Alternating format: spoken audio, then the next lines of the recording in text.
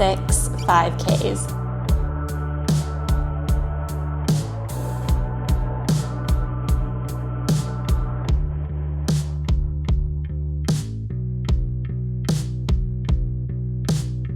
Good morning, happy Thursday. If you're new here, I'm Catherine and I am an endurance athlete currently training for my first ever Outlast competition. If you've never heard of it before, Outlast is where you run one 5K every hour on the hour for 6 hours for a total of 6 5Ks. I have never done anything like that before, so this is my very first time training for anything in that fashion. And then immediately after that Outlast, about 3 weeks later, I have another half marathon. And I am really striving to just live up to my full potential. I'm trying to prove that you can still achieve greatness and live up to your full potential if you're living a very busy life. So my whole purpose here is to be the real life athlete. It is 6:50 a.m. I got up around 6 this morning. I tried to get up at 5:30, but I accidentally slept in a little long, but that's okay. I need to leave for class at 7:15. I have class today from 7:45 until like 11:30ish. And then I will probably come home, eat some lunch, and then train this afternoon. I think I'm supposed to do a 3 to 4 mile shakeout run depending on how I'm feeling. If I'm feeling too sore on my schedule, it's okay to also take a rest. Glutes are pretty sore. Yesterday I did a 4 mile trail run with a 2 mile hike afterwards. My glutes and ankles are just a little bit sore, but they're not terrible. So I might at least do a mile of running and then maybe substitute the rest of that mileage with biking or go swimming or something else like that, because it's totally okay to supplement your runs or replace your runs with cross training instead. This is my very first week training for the Outlast, and I'm not trying to get injured in my very first week. But I thought it'd be fun to bring you all through a couple of days of training and also show you what I'm eating throughout my day. I'm making breakfast right now. I always have breakfast. I usually wake up starving. Here's what we are working with for breakfast. I have watermelon. It ended up turning into 2 eggs because the pan was too hot and one of them immediately broke. And so I just decided to turn it into scrambled egg. Some sort of pepper and cheddar chicken sausage, 2 pieces of sourdough toast, some apricot jam. I just got back from class. It is 10:50, so it was really nice. We got out of class early today, which was a really, really nice surprise. We actually got out, I think, at like 10, and Rudy was still at the gym, and so I just went and picked him up from the gym. So I sat in the parking lot for a little bit and popped into the grocery store to pick up a few things while I was waiting for him. So that's why I just now got home at 10:50. I went to Fresh Thyme, which is like kind of our health food store here in Indiana. We were out of bread and we didn't really have on our schedule to go to the grocery store until probably like Sunday. I'm really trying to work on like limiting the amount of times that we go to the grocery store to help get us to actually use all of our food. Let me give you a quick call on what we got, because some things are essential, such as bread. Living in a household where both of us are highly active individuals who need a lot of carbs to fuel up, not having bread on hand is just not an option. So I got some Asiago bagels from the Fresh Thyme Bakery. I am so picky when it comes to my bagels. I hate like the Thomas, even like Killer Dave's like bagels, like they just taste way too processed to me, and they're not like fluffy in the way that like fresh baked bagels are. So I've never tried these ones before, but I'm hoping they're good, really easy carb source for like a snack, breakfast. They're good pre-run, post-run, anytime you need a little boost. Highly recommend a bagel. So I'll let you know how I like those. And then I got this loaf of Italian bread, also from the Fresh Thyme Bakery. We usually get the Izio sourdough. That's my favorite type, but it was like way expensive there. And I know things at like health food stores tend to be a little bit more expensive, but this was like way too expensive. So got this instead, gonna give it a try. I'm sure it'll be good. And then, this is exciting, but I got the Kodiak Cakes Cinnamon Oat. This is the best Kodiak cake flavor to exist. It's hard to find because I don't think a lot of people have the same opinion as Rudy and I, but it is seriously the best Kodiak flavor. And I haven't been able to find it at Kroger or Target. And so when I saw it at Fresh Thyme, I just had to get it. It's so good. Trust me. Go try it. Kodiak cakes, cinnamon, oat. And then of course, I'm a sweet treat girl, but I'm trying to find healthier alternatives. We were having buy one, get one free on Smart Sweets. Smart Sweets are my favorite like healthy alternative candy. I got the red twist, which I've never tried before. And then I got the Swedish fish ones, the sweet fish, which I have tried and I really enjoy. And then I picked up these, they're called Giggles.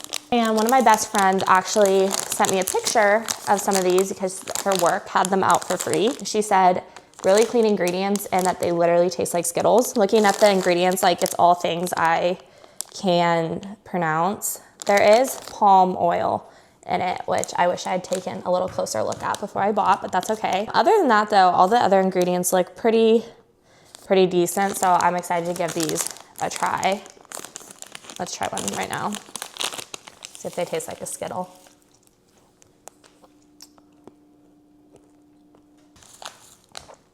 They're pretty good. They definitely taste like a healthier Skittle, which is what they are. Not bad. I would give it, that was the lemon one. It kind of has like a waxy aftertaste to it. I'm gonna give it a 6 out of 10. I think Smart Sweets are better. Not bad. And if you're obsessed with Skittles, maybe give it a try. I don't know. But my plan is now I'm unfortunately struggling with a little bit of like hip pain. It's like, well, it's like in my glute pain. Like it's like the glute kind of by my bone. And it started when I was actually on my off period from running. And it was like doing okay. And now it's kind of flaring up a little bit more. So I'm trying to decide if I run today or not. I'm gonna look at my plan and do some research into it to see what's best, because obviously, like I mentioned earlier, this is literally my first week of training and I'm trying not to get hurt during my very first week because that's just gonna mess me up. And I'd rather be a little bit more conservative at the start than like during peak week or something like that, for example. So my plan is I'm going to go take my dog out on a long walk and then come back and do some mobility, like a good long, like 15-20 minute stretching routine, and maybe some abs as well. Evaluate how I'm feeling this afternoon on if it's feeling better or worse, and then go from there. Because I don't want to hurt myself. So I'm just trying to listen to my body. I am able to have 2 rest days in my plan, and today is one of those allowed, scheduled in rest days. It's like a rest day if I feel like I need it, or it can be a run day if I'm feeling really good. And so I'm not gonna feel guilty if I end up just stretching and walking today, because hopefully tomorrow I will be back in and able to run.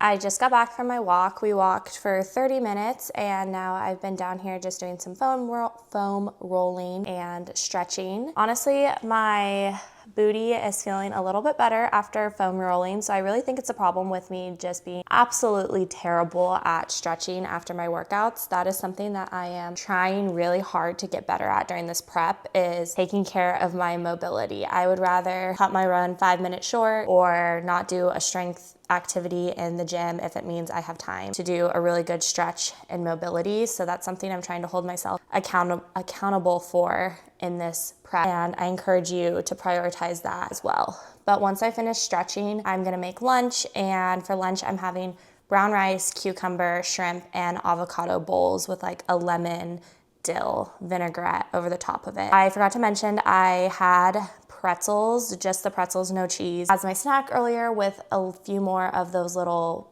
Giggles, I already forgot what they're called, of those Giggles candy that I was talking about earlier. So I've had that with the breakfast. My breakfast kept me honestly so full. I'm really happy about. I honestly didn't really even need the pretzels, but I knew I was gonna go on a walk and have a little bit of a later lunch. So I just needed something to tide me over. I like to try and eat when I'm just starting to get hungry and not when I'm ravenous, because then I find it's harder to like catch up. So personally for me, I like to stay ahead of my hunger with more snacks throughout the day. I'm like a 5-6 small meals throughout the day kind of girl instead of 3 big meals. But that's the plan, and after lunch, I will probably sit down for a work block, and then I might check in with you all later this afternoon when I decide if I'm going to actually do a lift or a run today, or if I'm just gonna go on another long walk and maybe do like an at-home Pilates type thing.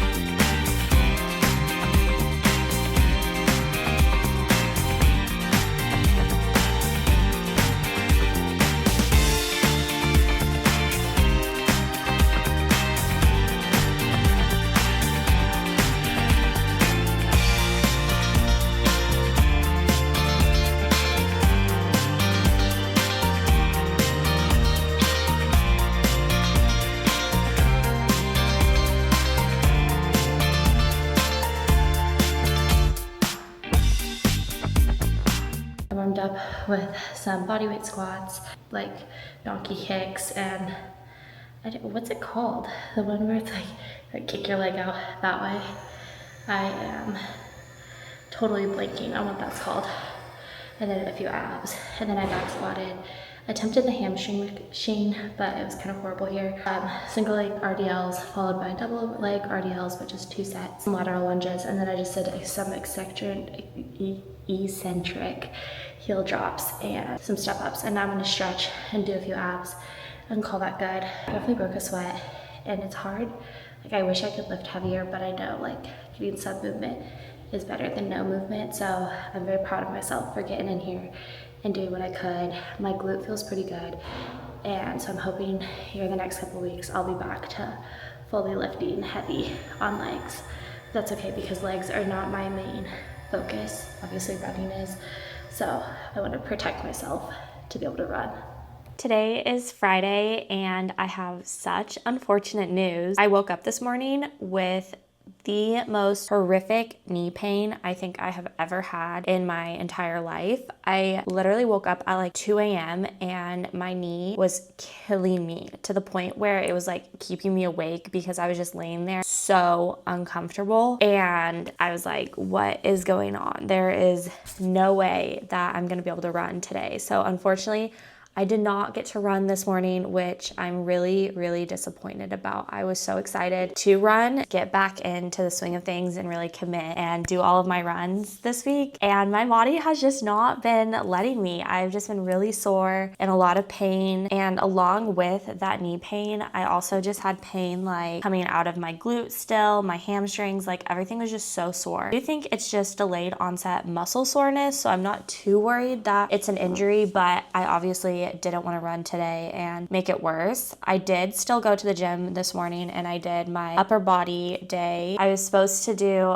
a long run, long as in like 5 to 6 miles for tomorrow, since I'm easing into this program, but now it has been shortened to 3 to 4 miles, which is fine. I would rather run short distances than not be able to run at all. So I'm really hoping that I am able to run tomorrow and that it feels good and I don't have any soreness or injuries starting. I'm most terrified of having an injury. It's literally the first week of my training plan, and I'm like scared that I have an injury and that it's gonna be an issue throughout this entire time that I'm training. Injury prevention is still training. Injury recovery management and recovery is still training. Don't let anyone tell you otherwise, and you should always, always, always listen to your body and not train or push yourself if what you're feeling is making you think you might be injured and not just sore. It's okay, like we have to train sometimes on sore muscles. That's how we teach our body fatigue and how to work through and adapt to training in a fatigue state. There's a difference between fatigue and injury, and that's something that we really need to be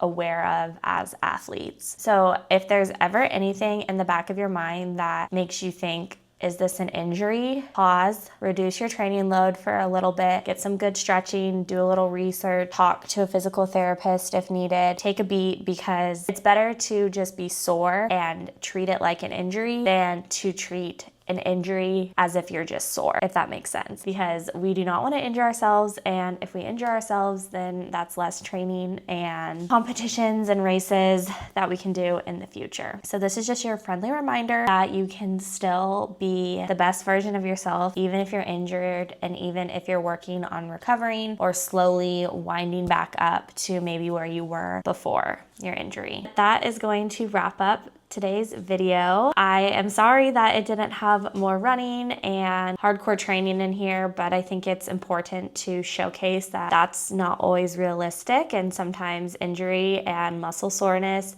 get in the way of your plans. But thank you so much for watching. Take the time off if needed. That does not make you lazy, it makes you smart. I love you all, and I will see you next time.